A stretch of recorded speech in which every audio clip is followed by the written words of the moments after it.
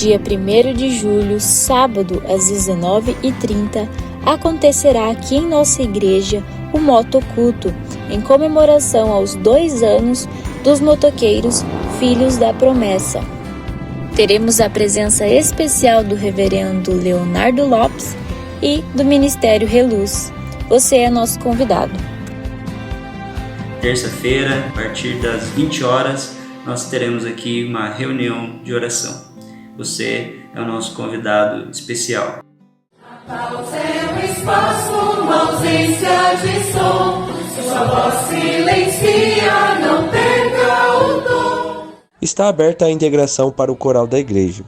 Se você canta e deseja participar do coral, entre em contato com a liderança do Ministério de Música. Oi, eu sou a Rafaele e convido vocês para o GP dia 30 de junho às 8 horas na igreja. Esperamos vocês!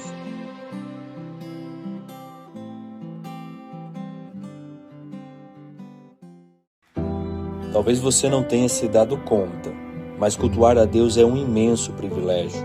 O ajuntamento solene daqueles que creem proporciona oportunidade ímpar na comunhão, pois juntos nos alegramos, juntos oramos, juntos entoamos cânticos e louvores, juntos ouvimos o Senhor falar por meio da sua palavra. O culto é um momento sagrado onde os corações estão unidos em adoração, onde o Espírito se alegra em Deus, o nosso Salvador. Mas será que ao encerrar a reunião o culto acaba? A verdadeira essência do culto se revela no estilo de vida. É culto quando acordamos cheios de gratidão no coração. É culto quando abraçamos amorosamente nossos familiares e amigos. É culto quando enxergamos a beleza divina nas pequenas coisas. É culto quando optamos silenciar a voz da ansiedade com a confiança nas promessas de Deus. É culto quando levamos todos os nossos pensamentos e sentimentos para o Senhor em oração. É culto quando realizamos ações de bondade que lembram o caráter e a vida de Cristo. Culto é a consciência da constante presença de Deus. Culto é mais que um momento, é uma vida.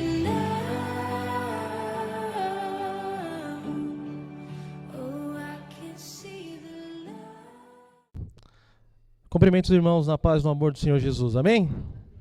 Vamos primeiramente orar. Santo e amado Deus, louvado seja o teu nome, ó Pai, porque aqui o Senhor nos permite findar mais uma série de mensagens, ó Pai, na qual aprendemos, Senhor, como cultuar ao Senhor, como ter uma vida de culto ao Senhor, o nosso Salvador. A começar em mim, ó Pai, fala aos nossos corações. Nós carecemos de ouvir a Tua voz, nós queremos ouvir mais de Ti, Senhor Deus. Então fala aos nossos corações, Pai. Com perdão dos nossos pecados, nós Te agradecemos por mais este momento. Nos méritos do Senhor Jesus. Amém. Amados, chegamos aqui ao final de mais uma série. E como foi falado no teaser, e como os irmãos têm ouvido acerca aí dos últimos domingos, culto nosso de cada dia. Então nós falamos sobre um convite à adoração, um convite à confissão, um convite ao louvor. E hoje estamos aqui para convidar a igreja à dedicação. A dedicação em sua vida cristã, como o teaser falou, como esse vídeo falou, a nossa vida tem que ser uma dedicação ao Senhor. Porque o nosso culto, ele não é simplesmente esse momento, mas ele é o nosso viver, ele é o nosso dia a dia. E aqui nós vamos conversar um pouquinho a respeito disso. E quando eu fui começar a estudar essa temática, eu fui tentar entender primeiro dedicação.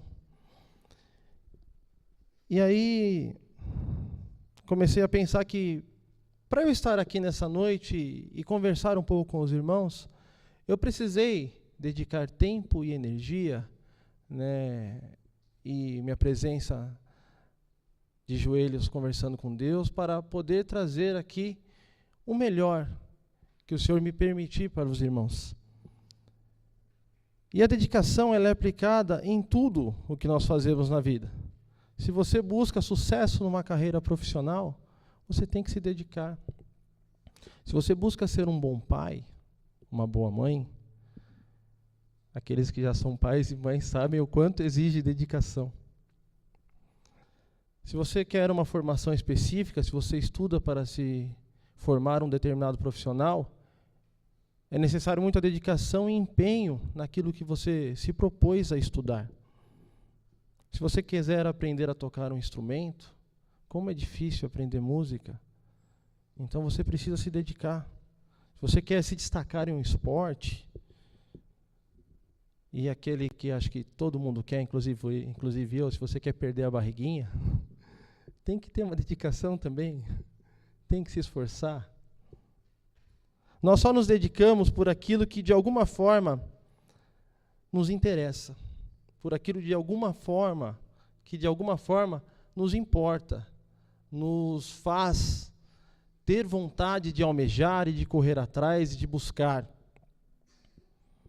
E a vida cristã, ela precisa de dedicação. O nosso culto diário, ele precisa de dedicação. E quando eu pensei nessa temática, não sei se os irmãos perceberam, mas foi falado nas pregações anteriores acerca de Salmos. Não sei se vocês repararam isso, mas foi trabalhado textos de Salmos. E um grande escritor de vários Salmos é o rei Davi. Eu já falei para os irmãos algumas vezes que é um personagem do qual eu gosto demais, eu me interesso demais. Quando eu comecei a ler Samuel, já muito jovem, e eu lendo o livro de Samuel e falando sobre Davi, e Davi ia ser ungido rei, e Samuel vai lá e unge Davi, e eu ficava ali torcendo, né? Não, agora Davi vai ser rei. Mas aí Saul estava perseguindo, e era uma perseguição que para quem estava lendo não acabava mais. E quando que Davi vai ser rei? Porque eu estava ficando fã daquele personagem, torcia para ele. E como esse homem de Deus precisou se dedicar naquilo que Deus tinha separado para ele. Davi, o homem segundo o coração de Deus. Em Atos capítulo 13, versículo 22, ele é lembrado. O texto lá diz assim: e tendo tirado a este, levantou-lhes o rei Davi, do qual também, dando testemunho, disse: achei Davi, filho de Jessé, homem segundo o meu coração, que fará toda a minha vontade. Interessante que, quando escutamos que Davi é o homem segundo o coração de Deus, que Deus fala que ele é escolhido segundo a sua vontade. Não sei se vocês lembram, mas na segunda pregação dessa série, o seminarista Leandro falou sobre confissão, sobre pecado. E ali ele trouxe também Davi, um Davi adúltero, um Davi que olha para Batseba, né, com intenções pecaminosas, e que depois ainda, matando Urias, né, ele intensifica o seu pecado. E isso muitas vezes pode vir à nossa cabeça, mas que homem segundo o coração de Deus é esse? E para quem estava aqui durante essa pregação, né, falando sobre confissão, ele foi um homem também que foi confrontado por Deus segundo os seus erros, segundo os seus pecados. E ao identificar as suas falhas, ele era um homem que se arrependia. Muitas vezes você pode olhar e falar: mas Davi lá no começo talvez ele tenha sido, né, um homem correto, mas depois ficou mais difícil. Mas se nós formos ler ali 1 Reis, capítulo 11, no versículo 4, o texto está falando de Salomão, e depois ele se remete a Davi, Salomão, filho de Davi. Sendo já velho, suas mulheres lhe perverteram o coração, esse Salomão, para seguir outros deuses. E o seu coração não era de todo fiel para com o Senhor, seu Deus, como fora o de Davi, seu pai. E aqui, quando falam de Davi, também falam da velhice já de Davi. Davi foi um homem que teve a sua vida dedicada ao Senhor. Foi um homem que foi fiel até o fim. E como eu disse, ele escreveu diversos salmos. E como estamos trabalhando textos em Salmos, eu fiquei, dentre todos eles, muito confuso. Confesso aos irmãos que foi difícil escolher um do qual falar. E aí eu vim para um que é o mais conhecido de todos. Alguém arrisca? Qual que é o salmo mais conhecido? Tem 3 aí que mais... Eu estou ouvindo baixinho. Salmo 23. Creio que Salmo 23 ele é o mais conhecido, juntamente com o Salmo 1, talvez o Salmo 91. Eu me recordo de eu ainda garoto, a minha mãe olhar para mim e falar assim: Jonathan, leia o Salmo 23. Né? Mãe, eu não sei, o que eu leio na Bíblia? Leia o Salmo 23. Depois ela falava também, leia o Salmo 91.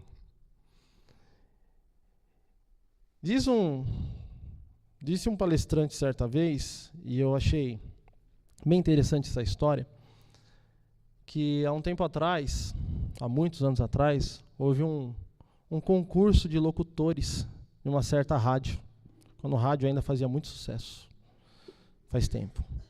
E nesse concurso, eles pensaram, o que nós vamos pedir para os locutores falarem? E pediram para que eles recitassem o Salmo 23. E ali eles, lendo esse salmo, com toda a sua técnica vocal, com vozes bonitas, e os jurados ali dando nota para aquilo que estava sendo lido, porque era para avaliar os locutores. Diz a história que entra um senhor, e esse senhor, com a voz um pouco arranhada, ele começa a ler também o Salmo 23, e os jurados ficaram tão assim,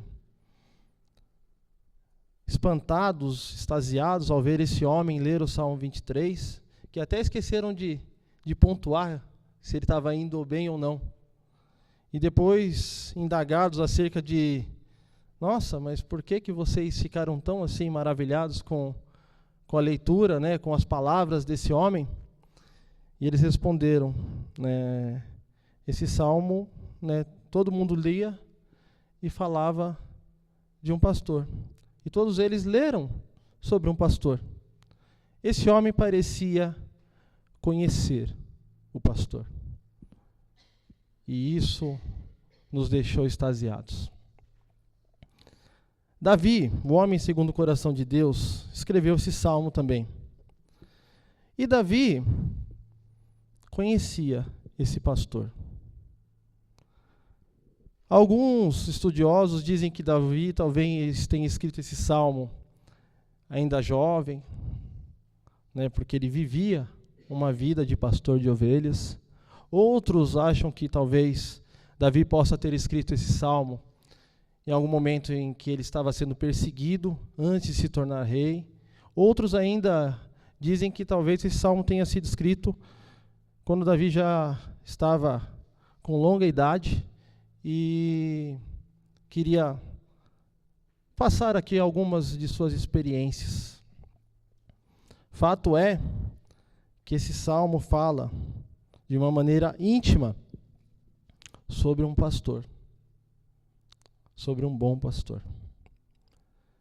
Vamos ler juntos o Salmo 23, Salmo de Davi. O Senhor é o meu pastor e nada me faltará. Ele me faz repousar em pastos verdejantes. Leva-me para junto das águas de descanso. Refrigera-me a alma. Guia-me pelas veredas da justiça, por amor do seu nome.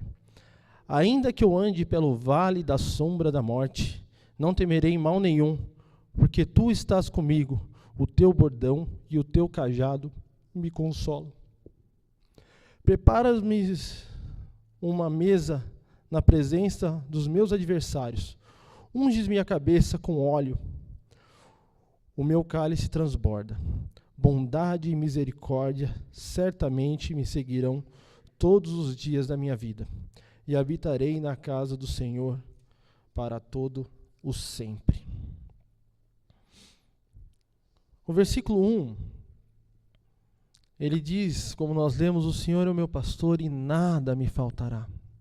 É interessante entendermos esse nada me faltará, porque, a princípio, se você simplesmente, numa leitura rápida, você pode entender que, beleza, então eu tendo o Senhor como pastor, está tudo certo e tudo que eu quiser eu vou ter.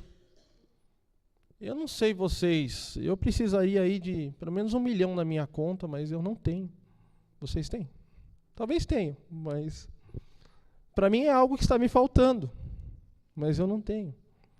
Eu queria ter um carro mais novo, talvez. Eu queria ser alguém mais magro, mais simpático, mais bonito, talvez. Eu queria ter estudado mais. Eu preciso de tanta coisa, segundo a minha visão simples e humana. Mas o que o texto está dizendo não é exatamente isso. Quando ele vem para o português, ele está talvez dessa forma, mas se você for buscar a tradução correta do hebraico, esse texto está dizendo assim: o Senhor, Ele é o meu pastor, e de nada eu vou sentir falta, por Ele ser o meu pastor. Eu tendo o Senhor como meu pastor, eu não sentirei falta de nada.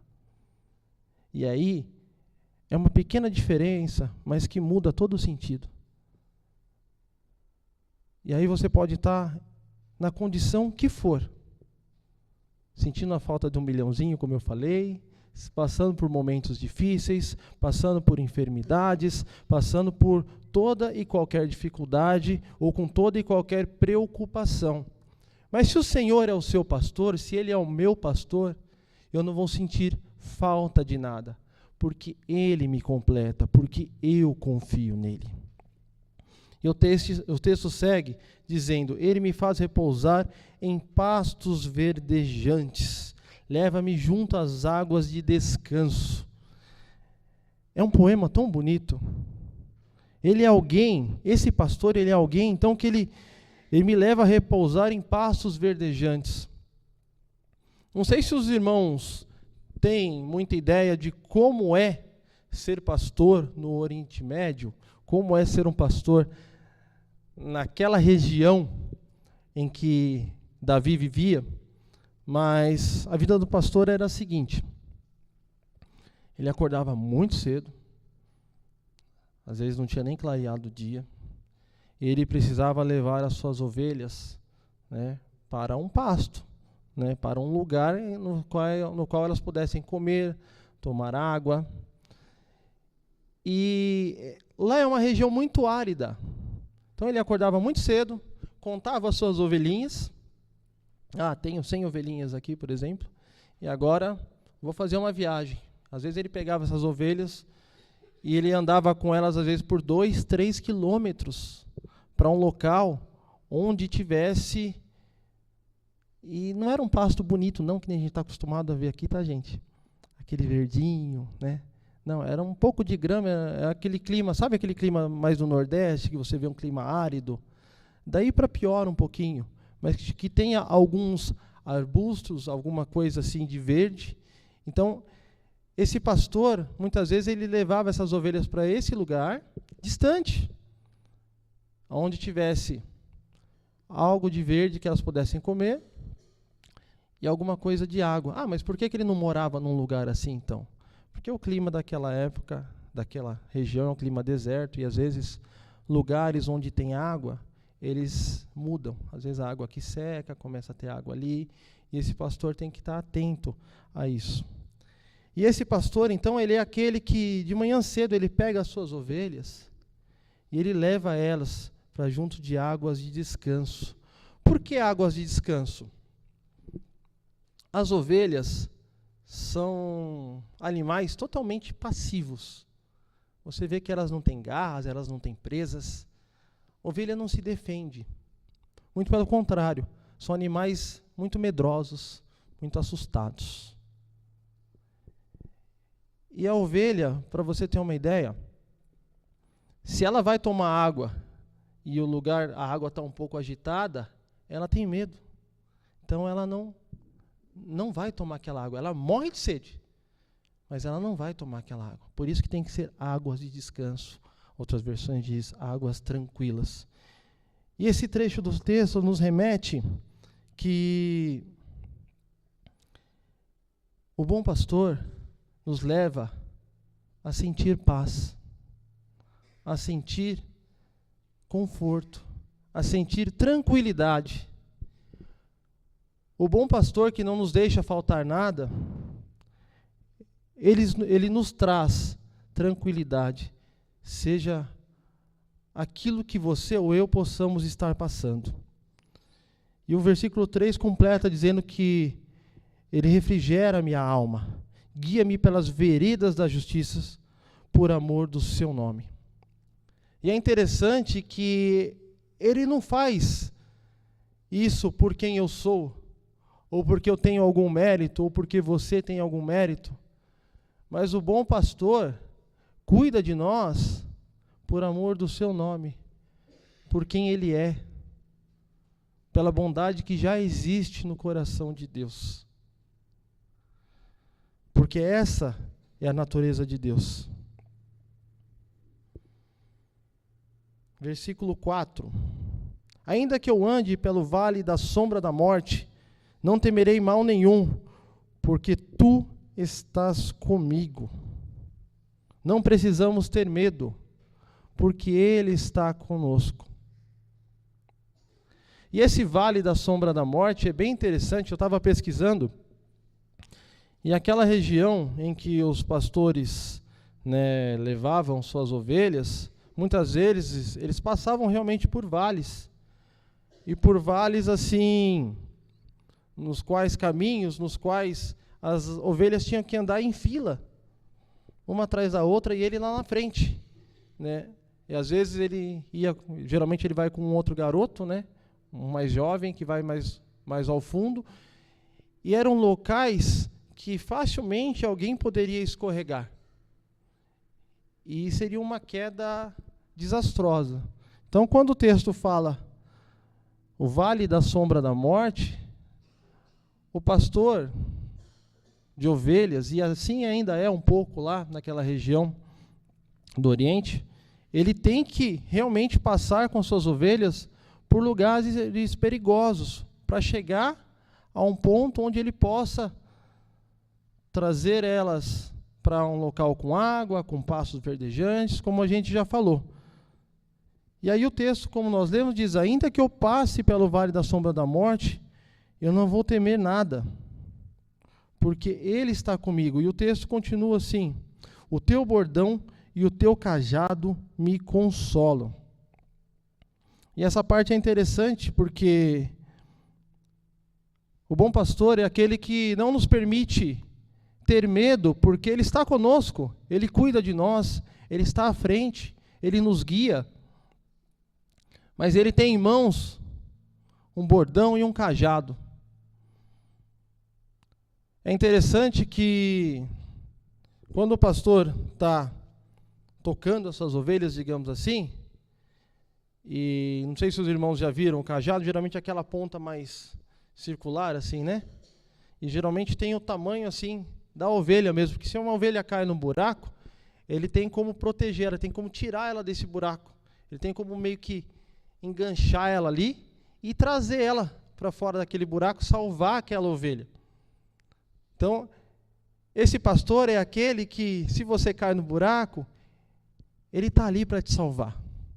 Só que é interessante também que ele tem o cajado, para quando a ovelha também sai um pouquinho do meio ali das outras, ela começa a dispersar, ele vai lá e... Isso aí mesmo. Vamos de novo? É bem assim mesmo. E às vezes é um pouquinho mais forte até, né? Às vezes não é só um... Não, é um mais forte ali. Está ali para isso. Você se identifica com isso de alguma forma? Eu estava pensando sobre isso, e quantas vezes na minha vida eu caí em buracos e Deus foi lá e estendeu a mão e me tirou de lá. Porque esse é o papel do pastor. Porque Ele me ama. E quantas vezes eu saí um pouquinho do rumo também, sabe quando você está dirigindo usando o Waze, e aí você pega uma rua errada, e precisa recalcular a rota, ele foi lá e com seu cajado, e às vezes o cajado é pesado. E aí você sente, opa, tomei uma pancada de Deus aqui. Lendo e estudando esse texto, eu tomo umas pancadas às vezes. A cada vez que eu venho aqui conversar com os irmãos sobre algum assunto, eu tomo umas pancadas de Deus, porque a gente aprende. E às vezes a gente sai do rumo mesmo, como uma ovelha. Uma ovelha medrosa que não sabe o que está acontecendo e acha que é melhor ir para cá, e o pastor vai lá e traz ela de volta. Versículo 5. Preparas-me uma mesa na presença dos meus adversários. Unge-me a cabeça com óleo, o meu cálice transborda. Alguns comentários dizem que aqui talvez Davi tenha mudado a sua temática e tenha vindo mais uma situação aí de triunfo em momentos difíceis. Outros comentaristas dizem que nesse versículo continuamos na temática do pastor e das ovelhas, dizendo que ele está atento ao derredor. Ele prepara a sua mesa para que você possa comer tranquilo, para que você possa, falando ainda na ideia de pastor em ovelha, você possa, como ovelha, fazer a sua refeição, passar aquele momento ali antes de voltar para o aprisco. E ele está de olho em volta, cuidando de você. E esse unge-me pode ser também que ele, o óleo também era usado como remédio, e às vezes os focinhos das ovelhas pegavam umas bactérias e eles passavam ali para poder cuidar. Então, dando essa ideia que ele é o pastor que cuida. E se o texto também vier para a temática de que nós não vamos saber a real, mas para a temática de que não, é o momento em que Davi estava em guerra, e o texto diz, prepara-me uma mesa na presença dos meus adversários, o sentido acaba sendo o mesmo. Porque o nosso Deus, amados, é aquele que, mesmo quando todos possam estar contra nós, Ele é fiel para conosco. Mesmo nos momentos mais difíceis, que você possa estar se sentindo acuado, perseguido, caluniado, injuriado, Deus é aquele que te toma nos braços e que cuida de você e de mim. Ele é o nosso bom pastor. Ele é quem nos guarda em meio às adversidades. Versículo 6. Bondade e misericórdia certamente me seguirão todos os dias da minha vida. O reverendo Hernandes Dias Lopes diz que o cristão ele tem 2 guarda-costas. Um chama bondade e outro chama misericórdia.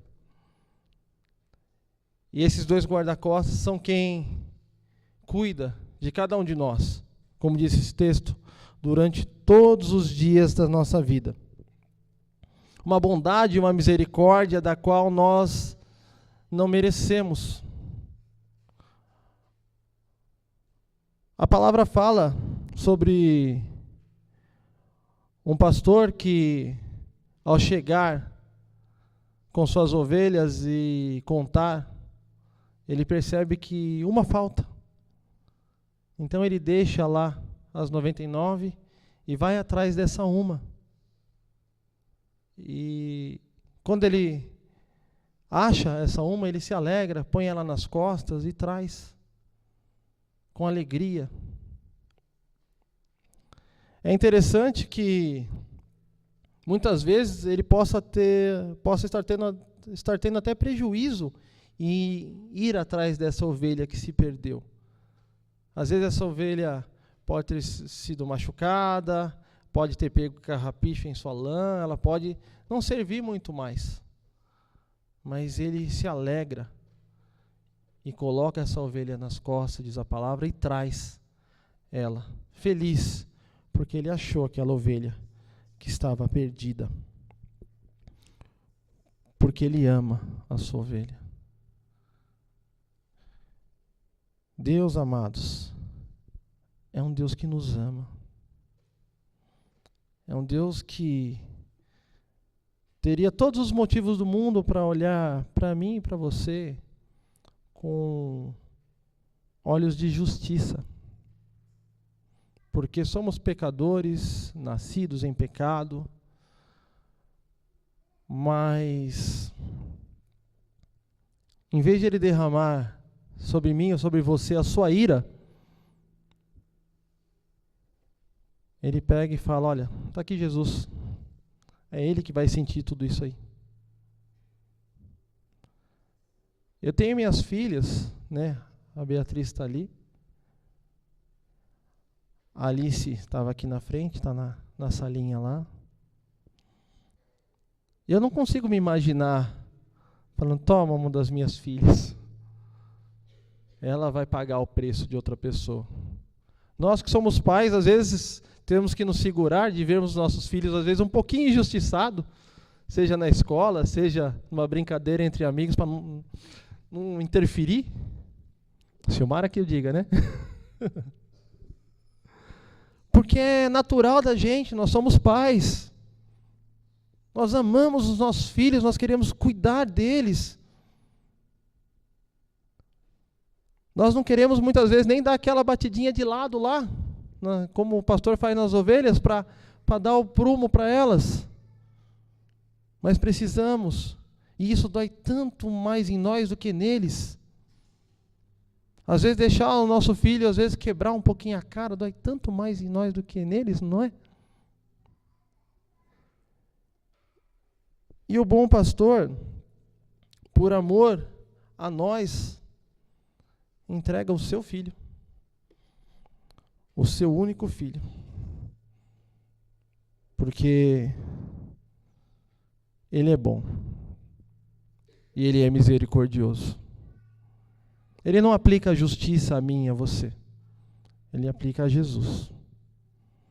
Bondade e misericórdia certamente me seguirão todos os dias da minha vida, e habitarei na casa do Senhor para todo o sempre. Você merece bondade e misericórdia? Eu mereço? Não, eu não mereço, mas Deus nos dá.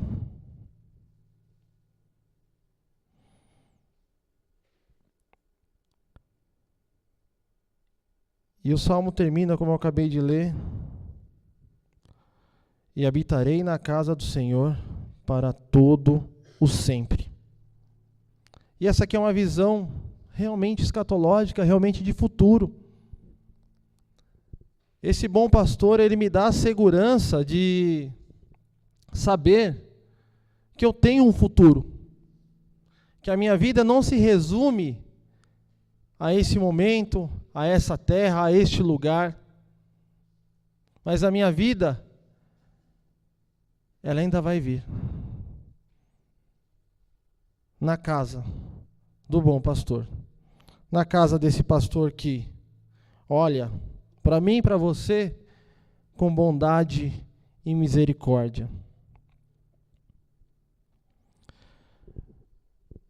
João capítulo 10, versículo 11, fala do bom pastor. E fala de Jesus se colocando como esse bom pastor. João 10, versículo 11, diz assim: eu sou o bom pastor. O bom pastor dá a vida pelas ovelhas. O mercenário, que não é pastor, a quem não pertencem as ovelhas, vê vir o lobo, abandona as ovelhas e foge. Então o lobo as arrebata e dispersa. O mercenário foge, porque é mercenário, e não tem cuidado com as ovelhas. Eu sou o bom pastor, conheço as minhas ovelhas, e elas me conhecem a mim.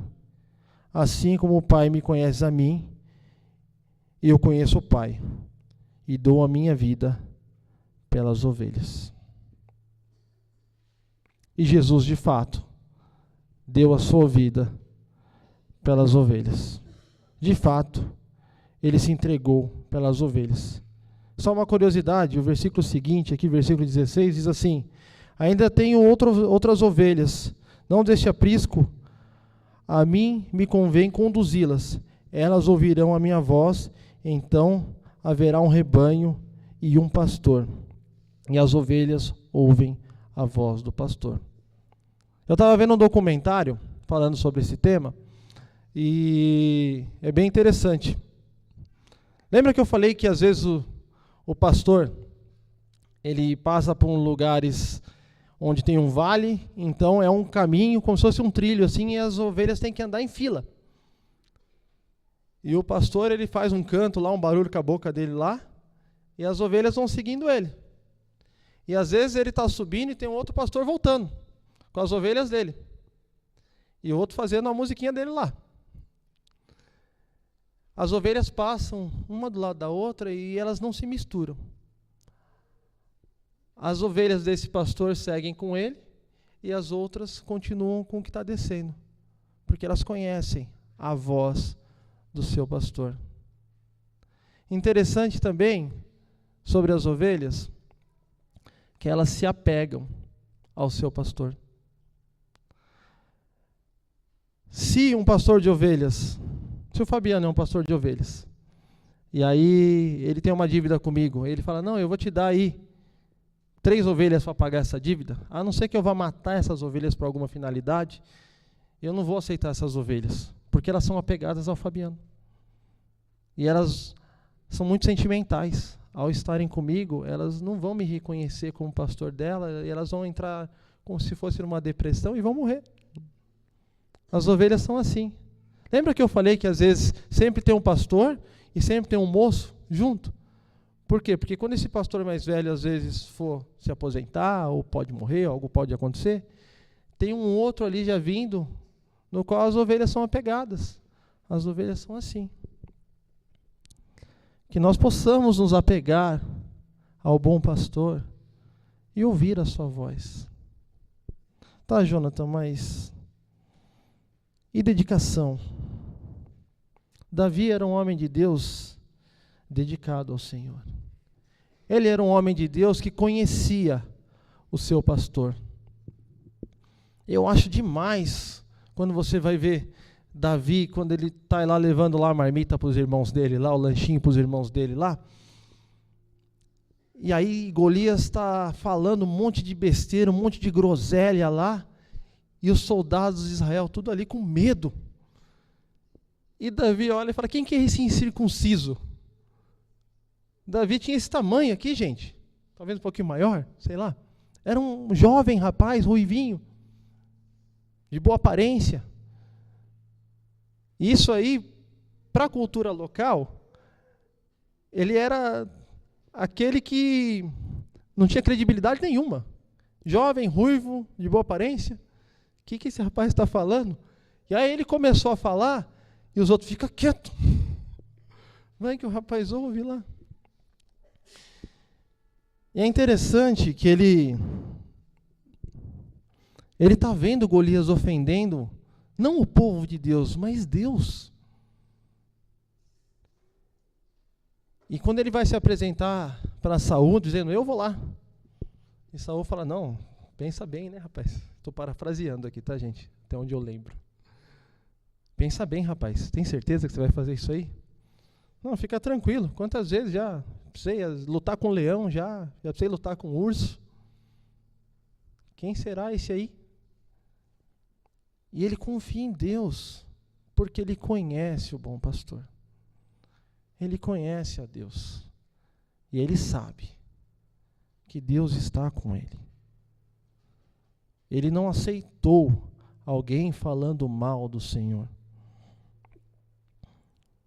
Davi era um homem que desde a sua mocidade se dedicava ao Senhor. E ele conhecia o Senhor. Lembra que eu falei no começo? Nós somente nos dedicamos a quem ou aquilo que nos interessa. E aí cabe para nós, nesse momento, essa reflexão, essa autoanálise. Temos nos dedicado a esse bom pastor que cuida de nós dia a dia, que é aquele a quem nos permite não sentir falta de nada. Às vezes nós passamos por problemas, por situações difíceis, mas nós vemos que parece que Deus dá sempre um jeito. Sempre. É com vocês é assim também? Parece que sempre dá certo no final das contas. Confia. Às vezes eu passo, não sei se vocês passam, mas às vezes eu passo por momentos difíceis. Por tribulações, por angústias, por preocupações. Até uns dias atrás, a gente estava numa situação bem complicada. Eu olhei para a Silmara assim e falei: Silmara, vai dar certo. Sempre dá. E está dando. Ainda não se resolveu o nosso problema, mas está dando certo. Nosso coração está em paz. O bom pastor é aquele que nos dá paz. É aquele que nos ama. É aquele que cuida de nós. É aquele que nos permite nos sentir protegidos. E se nós o conhecemos, nós nos dedicamos a Ele. Porque Ele se dedica a nós. Não porque Ele precisa de mim ou de você, mas porque a bondade e a misericórdia dEle estão voltadas para nós. Davi conhecia Deus, e por isso ele era um homem dedicado. Que nós possamos nos esforçar em conhecer mais esse bom pastor, conhecer mais o nosso Deus, conhecer mais o Senhor Jesus. Nós somos cristãos, e ser cristão nada mais é do que buscar ser parecido com Cristo, o máximo possível, o máximo que nós conseguirmos, porque somos fracos, somos pecadores, mas louvado seja Ele, porque Ele é o nosso Deus, Ele é o nosso pastor, Ele é o nosso Rei. Nós possamos nos esforçar em conhecer mais o Senhor. E naturalmente, ao conhecer mais o Pai, nós nos dedicaremos mais a Ele, porque Ele é infinitamente mais, porque Ele é maravilhoso de uma maneira que não temos nem a capacidade de imaginar. Que nós possamos crescer em fé, em conhecimento e em fidelidade ao nosso Pai, ao nosso Senhor Jesus, ao nosso bom pastor. Amém? Pai querido, perdoa, Senhor, os nossos pecados. Perdoa, Pai, se em algum momento o nosso foco não foi o Senhor. E nos ajuda, ó Pai, a Te conhecer mais, a buscar mais. Que o Seu Santo Espírito possa trabalhar cada vez mais os nossos corações. Porque ao Te conhecer, Senhor, ansiaremos por Te servir, por nos dedicar ao Senhor, em confiar no Senhor. Nós sabemos que o Senhor é fiel. Nos ajude a ser também, ó Pai, com todas as nossas limitações, com tudo aquilo, ó Pai, que possa haver em cada um de nós que desagrade ao Senhor. Nós pedimos perdão, Senhor, e pedimos, nos ajuda, Pai, a Te servir mais e melhor, com dedicação, com vontade. Que o nosso culto diário, ou seja, que a nossa vida, seja ao Teu lado, Pai. Em nome de Jesus, nós Te agradecemos por mais esse momento na Tua presença. Amém.